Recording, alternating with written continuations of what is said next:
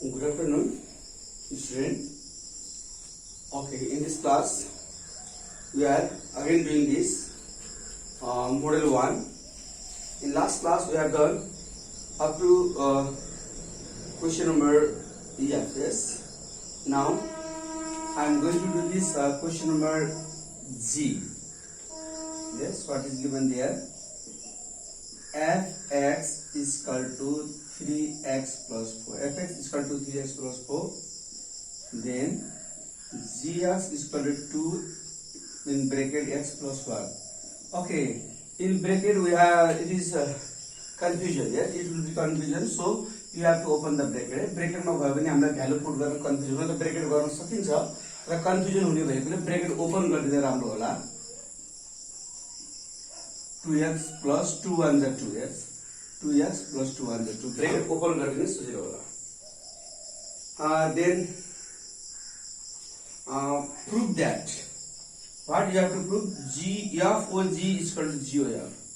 So we have to prove f o g is equal to g o f. We have to prove that. Yes. Prove means what? We should make this equal. Yes. दुवैतिर बराबर ल्याउनु पर्ने छ. अब यो proof गर्नको लागि दुईटा कुरा छ. यसलाई टेकिङ एलएचएस टेकिङ आरएचएस गर्दा पनि हुन्छ, दुईटालाई हामी के छ सँगसँगै गर्दा पनि हुन्छ है. यो भ्यालु पुट गर्ने हो दुवैतिर बराबर. अब यो दुईटा अलग अलग क्वेशन हो. एफ ओ जी अलग हो, जीओएफ अलग हो. यसमा पनि भ्यालु पुट गर्ने, यसमा पनि भ्यालु पुट गर्ने है. ल अगाडिको भ्यालु पुट एफ को एफ ओ भनेको त इन्टु हो, भ्यालु जी को भ्यालु राख्ने. जी भनेको 2x plus 2. 2x plus 2. F F नि भयो सेम, जी भनेको 2x plus 2 equal to G O F, G को G, F F means what 3x plus 4. यसमा पछाडि जी भएकोले जी को भ्यालु पुट गरे, यसमा पछाडि एफ भएकोले एफ को भ्यालु पुट गरे. ल यो ब्रेकेटलाई एउटै मान्नुपर्छ. ब्रेकेटलाई यो ब्रेकेटलाई this bracket should be replace in F. यो ब्रेकलाई लगेर एफ मा रिप्लेस गर, यो ब्रेकलाई लगेर जी मा रिप्लेस गर्ने बेलामा यो ब्रेकलाई एउटै मान्नुपर्छ, एक्स मान्नुपर्छ है. यदि ब्रेकलाई हामी अलग मान्न थाल्यो भने there should be confusion. Okay, F मा यो ब्रेकेटलाई पुट गर्ने. What is F? F means 3x plus 4. 3x, x means this bracket. 3x means this bracket. 3x plus 4. Yes. F भनेको चाहिँ 3x plus 4, 3 को 3 भयो. x means this bracket. यो bracket राख्ने हो x को value. x means this bracket plus 4. अगाडिको भयो. पछाडि g मा यो ब्रेकेट पुट गर्ने. This bracket should be in g. g नै छ 2x plus 2. 2 and x. x means this bracket. 2x plus 2. Yes, open bracket. 3 2 are 6x plus 3 2 are 6 plus 4. 2 3 are 6x, 2 4 are 8 plus 2.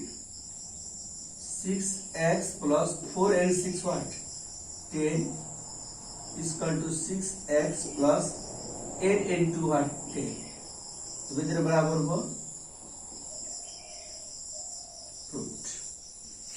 Equal value. Okay. Next question, F inverse 2. Okay. Next we have to find F inverse 2 is equal to what? F inverse 2. हामीले पहिले already गरेको छ. अब यसमा inverse मा 2 value राख्नु पर्दा F inverse चाहियो नि त. F inverse what is F? F बाट F इन्भर्स निकाल्नु पर्यो. Fx is equal to 3x plus 4. Fx is equal to 3x plus 4. This Fx means what? Y is equal to 3x plus 4. For finding what? Inverse, we should change x and y.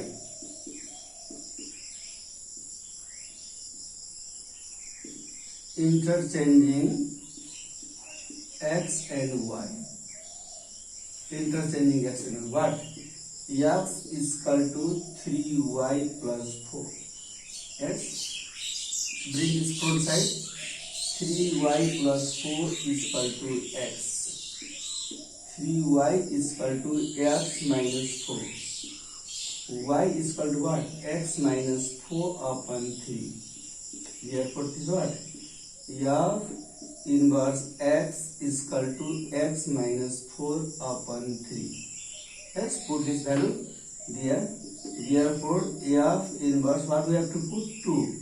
Last value 2 put another 2 minus 4 upon 3. Minus this what? Minus 2 upon 3.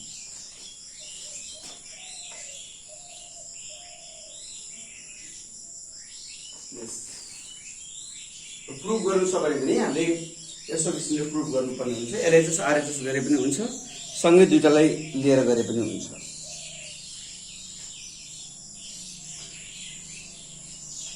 Okay, then go to another question. Question number EH. Yes, also. F(x) is equal to 2x minus 3, and what is mentioned there? X belongs to real number. Yes, and it means x is a real number. So yes, कुकुरे मतलब है नहीं? Prove that. What we have to prove? We have to prove F inverse x is equal to F inverse fx. This equal. तो यो proof गर्नुको लागि त पहिला त क्वेशनमा जुन चीजको इन्भर्स चाहिन्छ त्यो इन्भर्स निकाल्नु छ। हामीलाई f इन्भर्स चाहिएको छ, त्यही भएर यो fx बाट f इन्भर्स निकाल्नु पर्यो। What is fx? Fx is equal to 2x minus 3. This y is equal to 2x minus 3. Yes.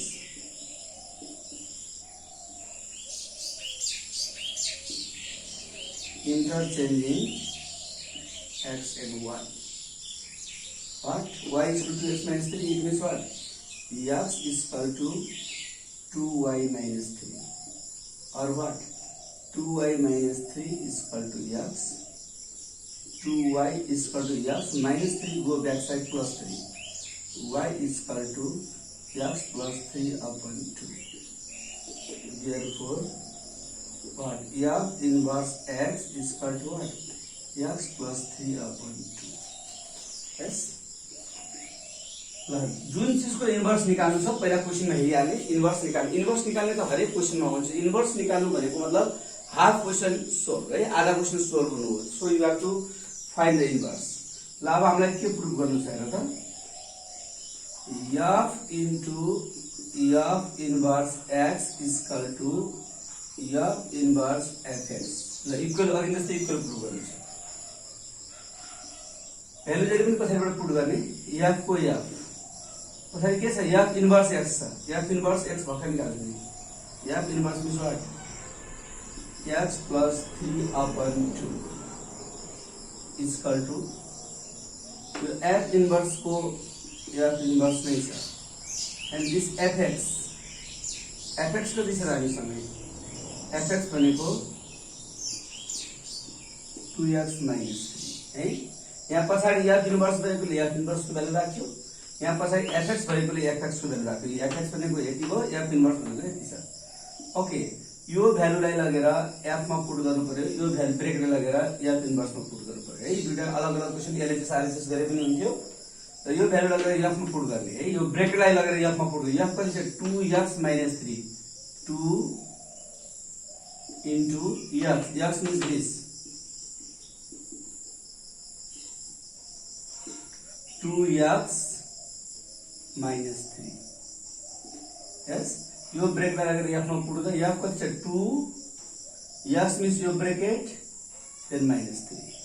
अब पछाडि यो ब्रेक लगाएर f इन्भर्स कति? x plus 3 upon 2. x means this x plus 3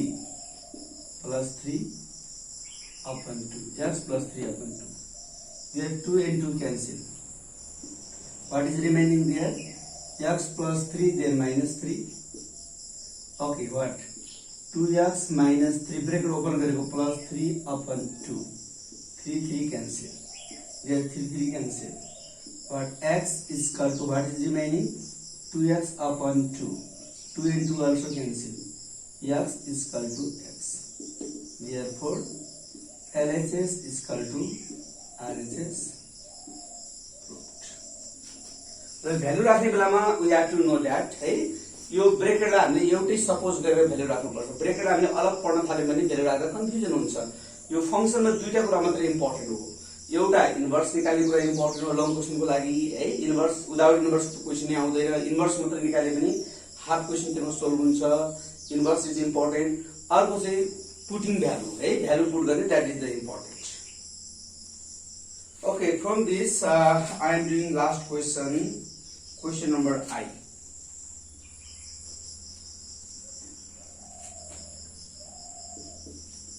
Look there, I number.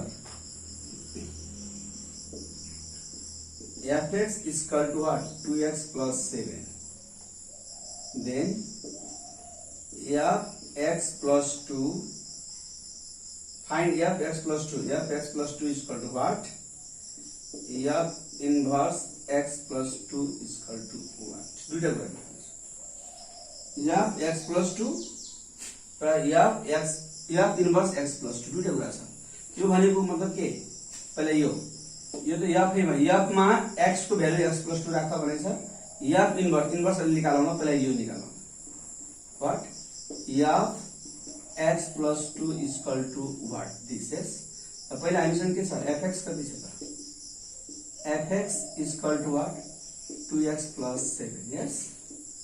f x को value कति राख्दा भने छ? x को भ्यालु 2x plus x नलेखेर x को भ्यालु कति? x plus 2. x को भ्यालु x plus 2. यता पनि 2 को 2 x को भ्यालु कति राख्दा भने छ? x plus 2 plus 7. Yes. x को भ्यालु x plus 2 राख्दा भनेको x को ठाउँमा यहाँ x plus 2 राखे पनि यहाँ को x पनि त x plus 2 हुने भयो। सेम भ्यालु राख्नु पर्यो नि त। f what? x plus 2 is equal to x plus 2 to the 4 plus 7. f what? x plus 2 2x plus 11. एउटा भयो है। अब अर्को हेर्ने fx x plus 2 एउटा हामीले फाइन्डिङ गरेका छौं र अर्को छ f इन्भर्स मा x plus 2। f इन्भर्स पहिले चाहियो र f इन्भर्स निकाल्ने अनि x plus 2 भ्यालु राख्ने। ल हामीसँग कति छ? fx is equal to 2x plus 7। Inverse निकाल्नको लागि त y is equal to 2x plus interchange गर्नु पर्यो।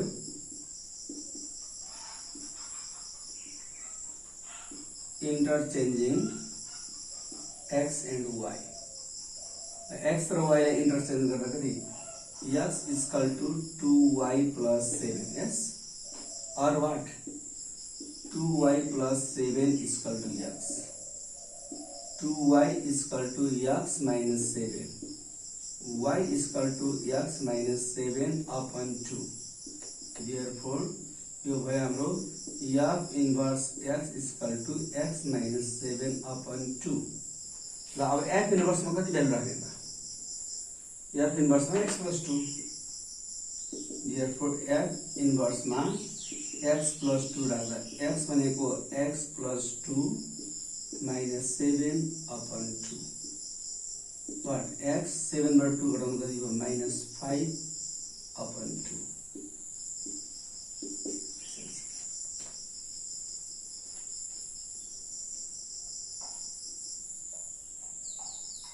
Okay, then last question I am doing this p. यसमा त भ्यालु पुट गर्नु मात्रै थियो, खासै थिएन। ल p नम्बर अलिक फरक छ। fx is equal to 3x minus 1. fogx is equal to 6x plus 5. Then gof को whole inverse is equal to what? अब यहाँनिर बुझ्नुपर्ने कुरा छ। g into f अलग अलग होइन, gof निकालेपछि बल्ल त्यसको होलमा इन्भर्स गर्ने भनेको छ है। यसरी g इन्भर्स of इन्भर्स भनेको यो अलग अलग हुन्थ्यो, यो त होल gof निकालेर बल्ल इन्भर्स गर्नु छ। अब gof निकाल्न त g र f चाहियो, हामीसँग g र f छैन नि त। हामीसँग fx त छ, gx त छैन। यो त के छ? हामीलाई के छ? कम्पोजिट फंक्सन मिक्स फंक्सन मात्रै छ यहाँनिर है। यसबाट हामीले पहिला g को भ्यालु निकाल्नु पर्यो। ल कसरी निकाल्ने ख्याल गर। We have look here f o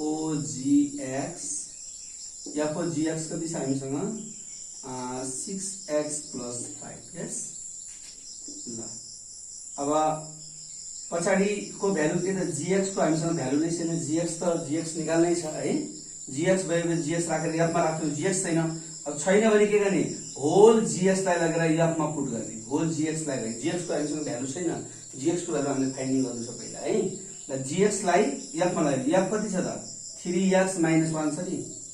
f कति छ 3x - 1 3x x भनेको gx 3gx then minus 1 is equal to 6x plus 5। ल भाइ बहिनी एकचोटि फेरि ख्याल गर्ने है।